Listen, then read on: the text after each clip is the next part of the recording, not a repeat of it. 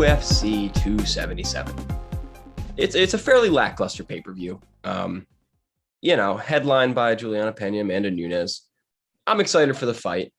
Not going to get a whole lot of buys. You got flyweights as the co-main event. Not the most stacked. We're coming off of what was supposed to be a stacked and absolutely wild UFC London. Didn't really end that way. Kind of became the Paddy Pimblett, Molly McCann show. So, I'm excited for some bets this weekend, but it's not a UFC 268. It's not a UFC 200. It's a UFC 277. Before we get to that, though, I want to mention a few things. One, you may have noticed, switched up the angle. Got my Funkos in the background, so I'm a real podcaster now. It's official. Also, usually I will be touching on this. This week I am busy on Tuesday. I'm going to be going to see Nope, Jordan Peele's new movie. Don't spoil it or I will spoil you.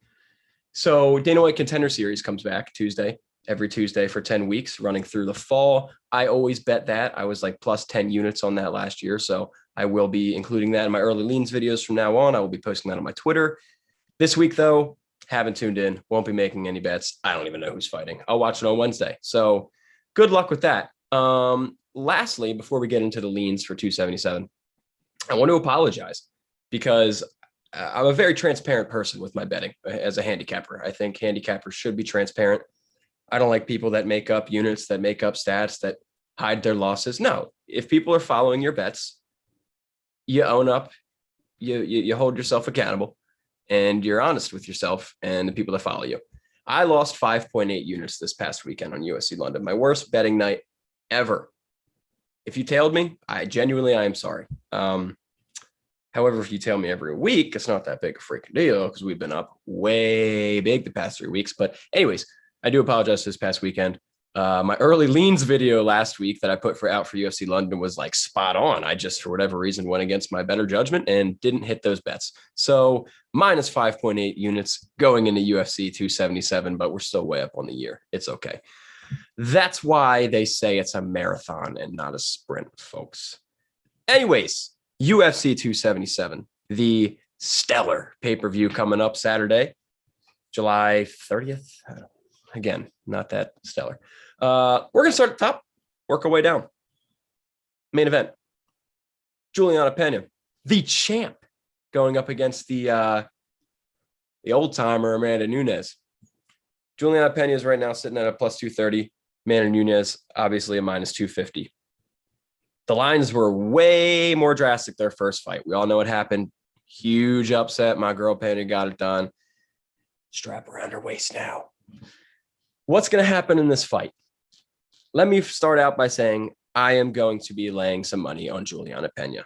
Even with Amanda Nunes being at this minus 250, the first time she's been a good parlay piece in 5 years, I'm still not going to hit her. I genuinely think Juliana Pena is going to get it done again. Number one, if you watched Tough this season, which you probably didn't, but I did, Juliana Pena is so freaking locked in, man. Amanda Nunes, she's the GOAT. She's a fighter. She's not a coach. She's a fighter. Me and my buddy Dave Fretz were talking about this last night. Amanda Nunes is a fighter's fighter. She goes in there, she smashes your face with her fists, and she knows how to do that. She doesn't know how to coach. She's not the best coach. Her performance, the way she was portrayed this season, came off as kind of uninspiring, especially compared to Juliana Pena, who's cage signed let's go. She's wild. She's very inspiring. She's a great coach. She had the energy all season. It was a boring season, not much trash talk, but Juliana Pena was the one that showed up and had the energy. Her team also blew Nunes' team out of the water. Tough aside, talking about actual octagon skills, I genuinely think Pena is a bad matchup for Nunes.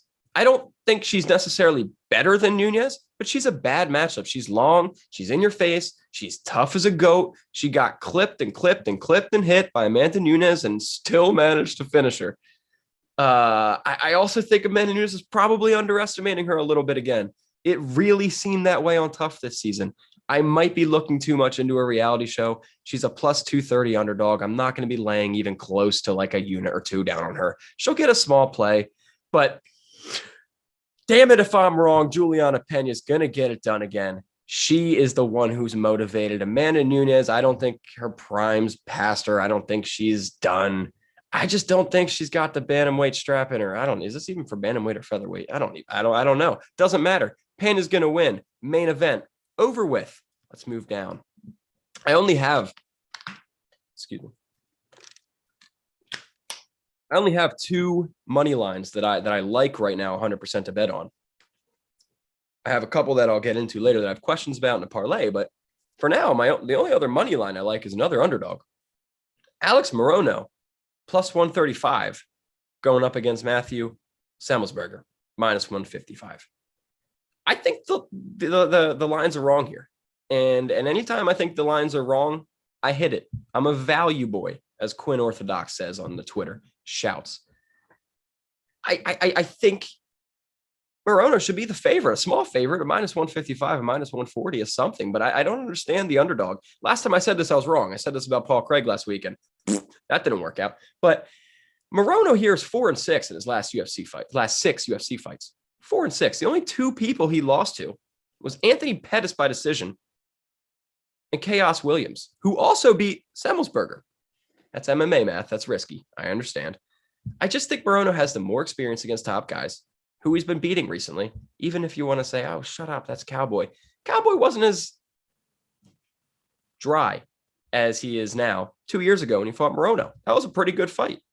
I also think Morono is extremely durable. We have seen him, I don't even know if he's gotten knocked. He's gotten clipped, but that dude's chin is crazy. He's granite. He keeps going. He says, bah, bah, let's go. And then sloppy boxes his way to a finish. He's got the BJJ skills. He's got the boxing. He's got the Muay Thai clinch game. 2 losses in the past 4 years to Anthony Pettis and Chaos Williams, who also beat Semmelsberger. I'm with it.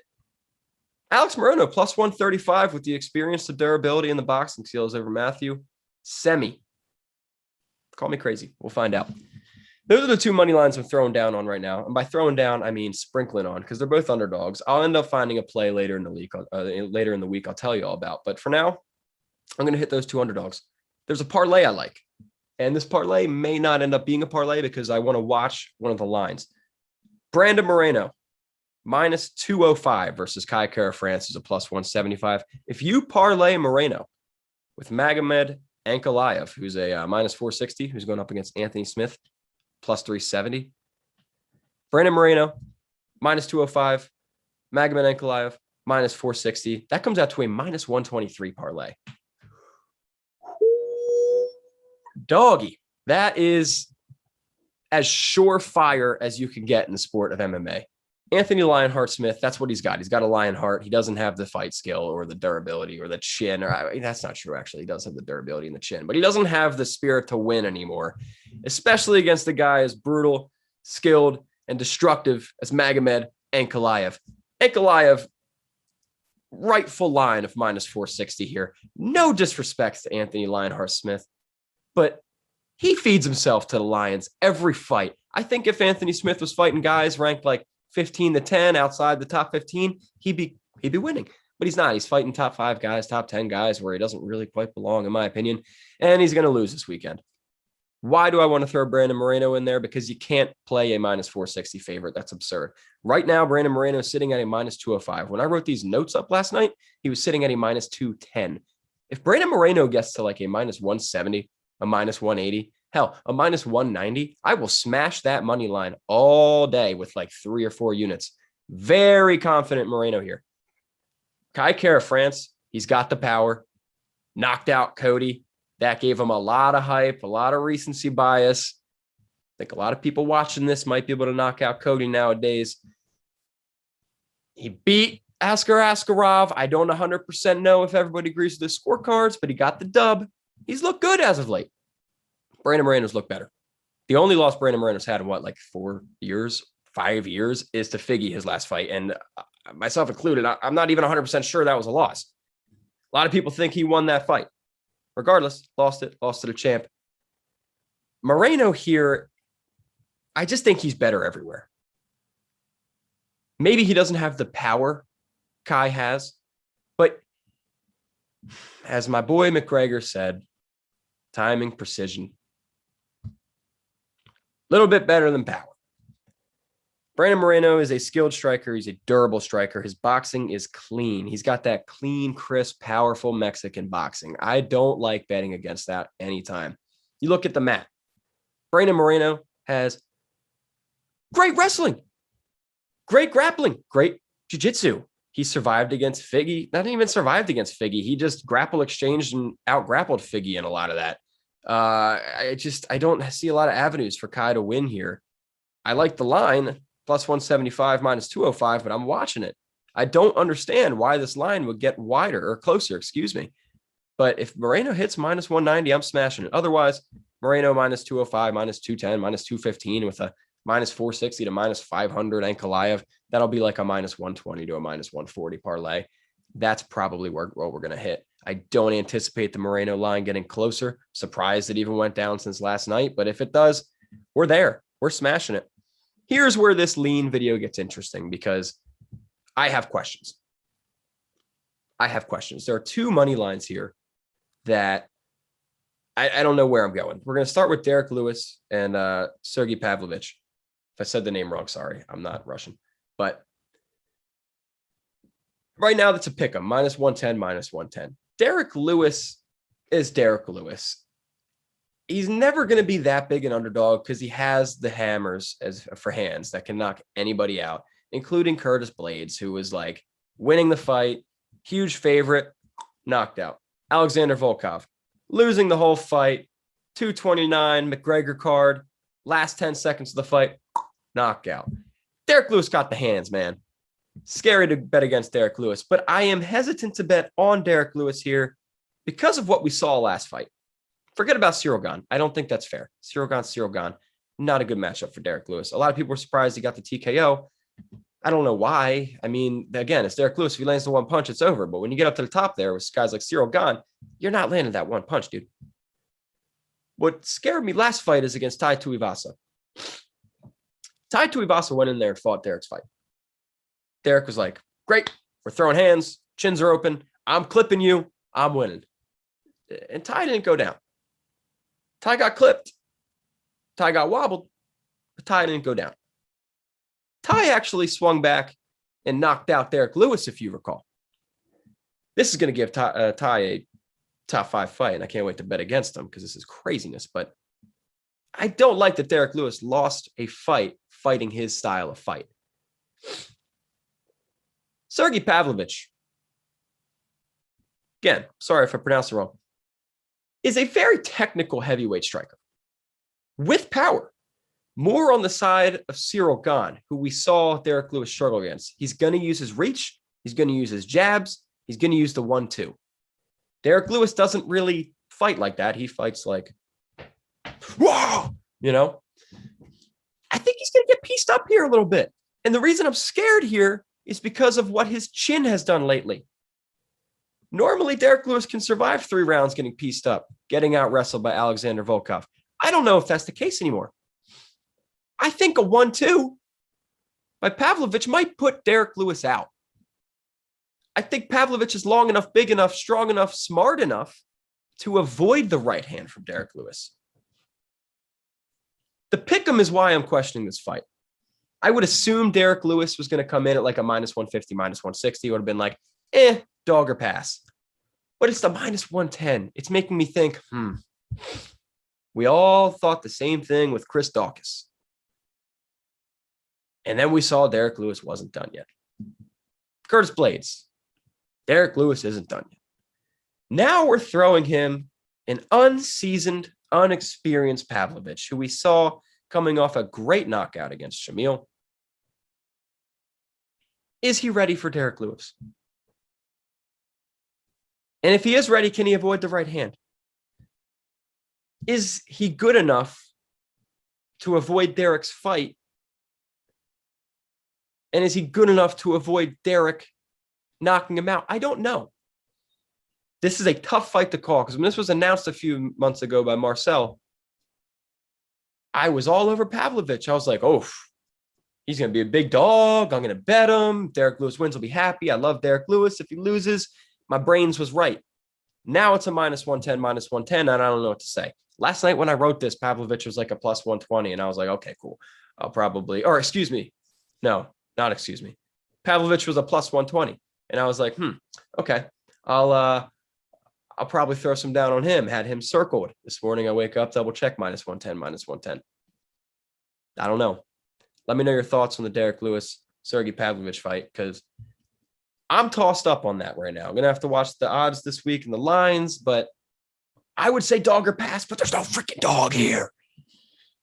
I just hope someone gets knocked out. Anyways, last fight I want to talk about here. Another one, I don't know what to do.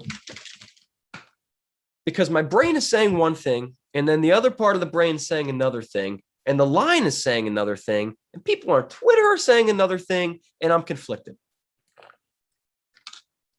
Creatine time. Alexander Pantoja, Alex Perez. Pantoja is right now a -170. Perez is a +145. This is me thinking this line is also switched, okay?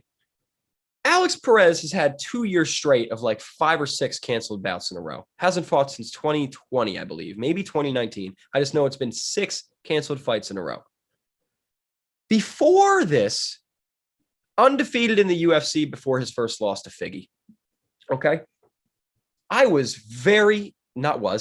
very high on Alex Perez. I think Alex Perez is going to be a future champ. I just think the inactivity, feeding him to the dogs like Pantoja, and then giving them the +145. What? I can't even say why is he the underdog here, because I get it. I think he's even. Let me look something up here on the interwebs on the computer here, because I believe Alex Perez is the younger fighter too, which he is. He's 30 years old. Pantoja is 32. Don't get the line here. Pantoja is great. I mean, this isn't me questioning anybody's skill. I think these are the 2 best flyweights that aren't the champions right now, except for, meaning Brandon Moreno and Figgy. They're the champions. We'll call them the champions just because of their recent fights. But, Pantoja's been more active. Submitted Brandon Hoyvel. Decision over Manel Cap, which I don't really know how seriously you take that. But Alex Perez, the undefeated thing until Figgy. It's a hard fight to call because 2 years of inactivity is rough on anyone. And, for 28 to 30, those are 2 really important developmental prime years for a fighter. Pantoja's been busy since then. He's been winning since then. You asked me 2 years ago, when's this fight? Perez coming in as a -210 favorite.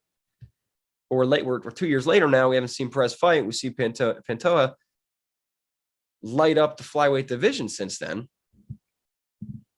I believe the only person Pantoja's lost to is Figgy too. Askarov. He lost to Askarov as well. I see what I'm doing with these last 2. I'm just talking out loud because I don't know what I'm doing here. The Perez line to me is very, very tempting. +145 underdog, younger fighter, Alex Perez, undefeated in the UFC before he had that quick. I'm not going to call it a fluke submission. It was Figgy's Figgy, but that was a rough one to get caught on. Very quick. Didn't really get a chance to get that fight going. So I'm going to circle Perez here with a little dotted circle. I'm leaning Perez. Early leans. That's what this video is. It's not lock-ins. It's early leans. I'm leaning Alex Perez here. +145. We got to watch that line.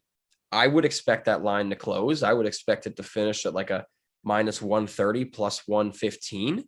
But again, I would have expected Perez to be the favorite here in the first place. So who knows? To recap, Juliana Pena, +230, check. Alex Morono, +135, check. Play him small, but we're playing those 2 underdogs. Loving the Brandon Moreno, Magomed and Goliath parlay. That comes out to a -123 right now. I would anticipate that closes -130. But keep an eye on the Moreno line, because if that hits -170 to -190, we're smashing, boys and girls. We're smashing. The questions I have is Derek Lewis, Sergi Pop, -110, -110. Don't know where we're going there. Dog or pass. So we'll see how that goes. And then Alexander Pantoja and Alex Perez. Leaning Perez, but conflicted. Again, not the greatest of pay-per-views coming up, but we have fights nonetheless. Tomorrow you have fights on Tuesday Night Contender Series. What can I say? I'm not going to complain. I would take 6 prelim cards in a row if it meant we had fights. Okay, I don't need McGregor. I don't need John Jones. I don't need Usman. Whoever else. I don't need the stars. I just need fights. And that's what we're getting. Hopefully we get profit because last weekend sucked. Didn't even get my fish and chips, mate. All right. Thanks for watching, lads and lassies. UFC 277, Saturday, July 30th. Juliana Pena taking her belt back home against Amanda Nunes. Much love.